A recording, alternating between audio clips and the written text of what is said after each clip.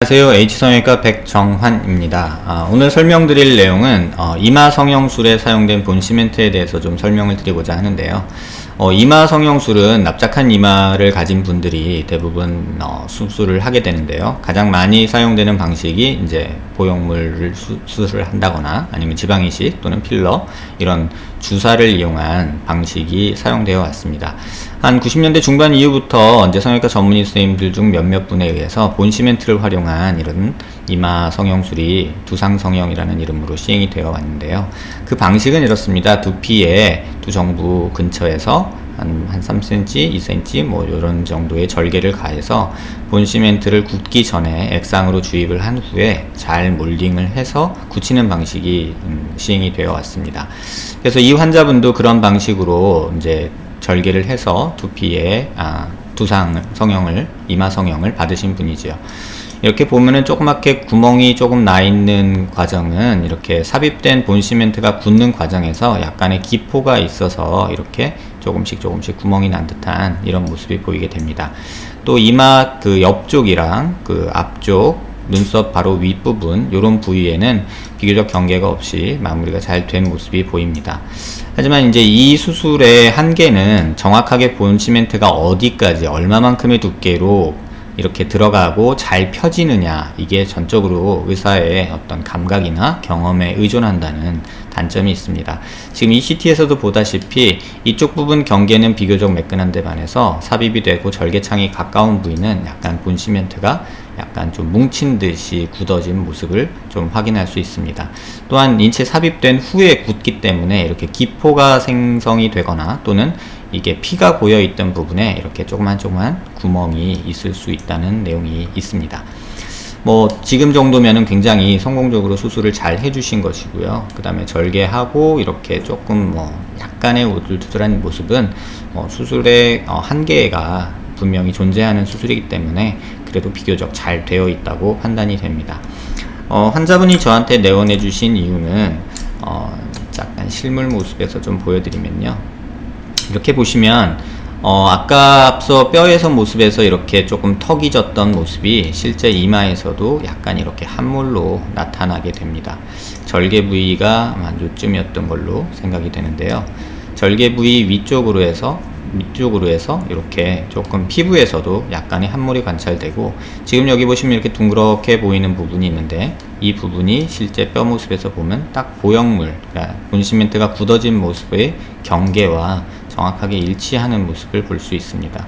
또 이렇게 미간 부위에 약간 인상 쓰는 습관이 있으셔서 이런 미간 주름이 있고, 또 이렇게 보시면 이쪽 부분이 좀 유독 꺼져 있는 모습이 관찰이 됩니다. 환자분이 내원해 주셨던 이유는 사실은 본시멘트가 이마 성형에 활용돼서 여기까지는 경계가 없이 잘 되어 있지만 환자분이 실제로 느끼시는 부분은 이 부분이 지금 꺼져 있다라는 부분을 굉장히 좀 스트레스를 받아 하셨습니다. 그래서 본시멘트 이전 수술에서 여기까지, 그래서 그게 피부 모습에서 보면 여기까지인데요. 이 부분이 조금 더 돋아졌으면 좋겠다라는 게 환자분의 저를 찾아오신 환자분의 이유였고요. 그 다음에 보시면 옆모습에서도 보시면 약간 여기가 꺼져 있는 모습이 보이고요. 또 이전에 코 수술하시면서 보형물이 여기까지 삽입이 되어 있는데 조금은 보통 저희가 코 수술을 할 때 코 끝의 위치, 시작 부위는 눈을 떴을 때 눈썹 라인, 속눈썹 라인 정도로 생각을 하는데, 지금 눈을 감았다는 것을 감안하면 속눈썹 라인이 한 떴을 때 이 정도 된다고 보고요. 한 요쯤에서 코끝이 이렇게 시작되는 것이 좀 더 이상적이지 않을까. 또 그래야지만 얘가 이렇게 돌출이 되고 또 여기가 코끝이 조금 더 올라가서 이 라인이 조금 더 완성이 되지 않을까, 이런 생각이 있습니다. 측면에서 보시기에도 이쪽에 약간 함몰 관찰되는 부분은 실제 보시면 본시멘트가 들어간 이 경계 부위이고요. 물론 머릿속이라서 잘 안 보이는 부위이긴 합니다. 그래서 이 부분을 조금 더 다듬는 수술을 원했고요. 그 다음에 이렇게 잠깐 보이는 이런 것들도 보시면 뭐 약간의 이런 함몰하고 또 근육 움직임에 따라서 연관이 되어 있는 모습입니다. 그래서 수술은 지금 보시면 실리콘이 이렇게 보시면 이 정도까지 시작을 하는데요. 사실 시작을 여기서 하는 게, 이쯤에서 하는 게, 여기가 보면 저희가 내지운이라고 해서 전두동뼈와 코뼈가 만나는 요 경계인데요. 코끝은 시작은 여기서 하는 게 조금 더 이상적입니다. 그래서 실리콘 보형물을 바꿔서 조금 더 여기를 높여주고 여기까지 올리고, 그 다음에 조금 꺼져 있다고 느끼시는 이 부분을 조금 더 돌출을 시키는 그런 수술을 계획을 했습니다. 그래서 이 부분을 조금 더 메꾸고, 이렇게 보시면 여기가 좀 꺼져 있는 모습이 보이죠. 그래서 그런 수술을 계획을 하고 환자분하고 이제 상담을 했습니다. 물론 제가 사용하는 이제 프린터를 이용한 방법은 한 가지 단점이라면 절개 부위가 좀 큽니다. 이제 바이크로널 인시전이라고 해가지고 머리 쪽을 이쪽을 이렇게 해서 다 열어야 되는 단점이 있습니다. 조금 열어서 본시멘트를 주입한 후에 굳히는 방식이 물론 절개창이 작고 좀 그렇다는 장점이 있는 반면에 정밀도가 떨어진다는 단점이 있고요. 이렇게 마이크로널 인시전이라고 해서 머리를 쫙 열어서 아예 노출을 시킨 다음에 보형물을 삽입하면 조금 더 정확하게 원하는 위치에 원하는 높이만큼 만들 수 있는 장점이 있습니다.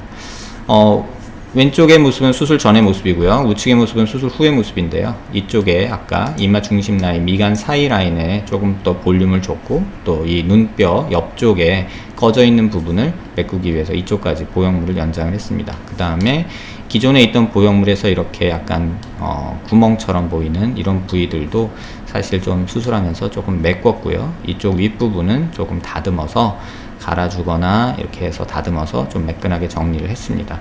또 이 환자에서도 실리콘 시작점을 이 본시멘트와 거의 맞닿게 해서 코 안쪽으로 실리콘을 삽입해서 이마 쪽에서 실리콘의 정확한 위치를 확인하고 보형물을 삽입하고 이제 수술을 마쳤던 경우입니다.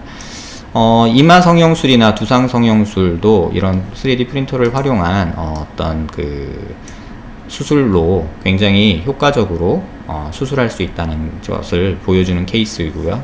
또 이 눈뼈 위, 눈썹뼈 위쪽에 이렇게 꺼져 있는 경우, 사실 여기가 움직이는 글라벨라라는 머슬이 우리가 미간을 찌푸리는 그런 근육이 움직이는 부위이기 때문에 상당히 이쪽에 꺼져 있는 분들이 의외로 많은데, 사실 마땅히 수술해 주기가 좀 어려웠던 부분이 많았습니다.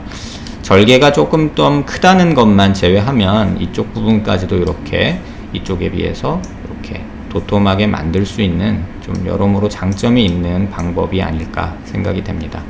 그래서 이렇게 보시면 조금 여기까지 튀어나오고 여기 밋밋하게 돼 있던 어떤 두상에서 지금 보시면 여기서 이렇게 좀 볼록하게 조금 개선의 효과가 있는 모습을 볼 수 있습니다.